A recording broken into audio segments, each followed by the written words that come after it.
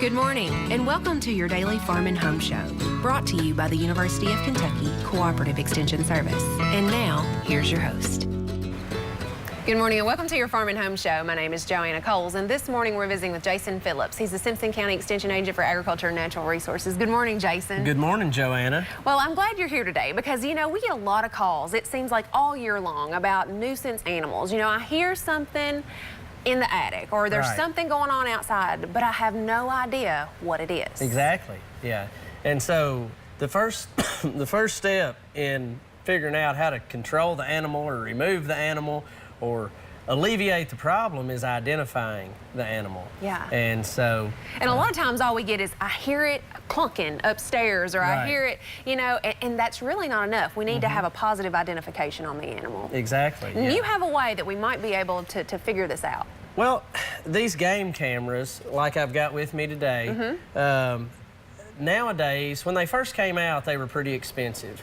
But nowadays, for about 50 to 100 bucks, you can get a good camera. This is a stealth cam, and I'm not advocating that particular brand, but it is a good brand, fairly reputable brand, and most of these function similarly. But these will help you to identify what that critter is that's making that sound when placed in the proper location. And you know, a lot of people have these, so maybe if you have a buddy that hunts, they might even let you borrow it if you didn't want to purchase one. But how does this work, Jason? Does it take video, or does it take pictures, or how does the camera work? Well, this camera, and I would call this a typical camera that you would find on the shelves today. Okay. And so it's got the ability to do individual photos, so it's motion activated. Oh, okay. So when a critter, a raccoon, for instance, walks in front of it within a certain range, usually 60 feet, 50 to 60 feet, it will trigger and take a picture of that critter. You've got different settings, so you could have a single photo, you can do a photo burst, where that it'll take 2 to 3 pictures instantaneously. Or you've got a video setting in which, when it's activated, it may take video for 15 or 30 seconds or a minute, depending on how you program that camera. I see. And it's not hard to program. I know it sounds like there's a lot of settings, but it's really not that difficult. And so it runs off battery, right? It runs off of, most of your typical cameras are going to run off of AA batteries. Okay. Which obviously you can find those anywhere, not hard to come across. And then it stores the pictures on the SD card, so then you would just go take that SD card out and see what you have? So when you buy this camera, typically you just get the camera. So you're going to need to go out and you're going to need to purchase batteries. This camera takes 8 AA batteries, and you're going to need to purchase an SD card. Standard SD card, like you'd put in a lot of your cameras. Typical cameras, easy to find at a lot of stores with electronics. And you know, you can purchase, a lot of them will take up to 32 gigabyte cards, which will hold a tremendous number of pictures. But for most people, you know, a 4 gigabyte card would be adequate, 2 to 4 gigs.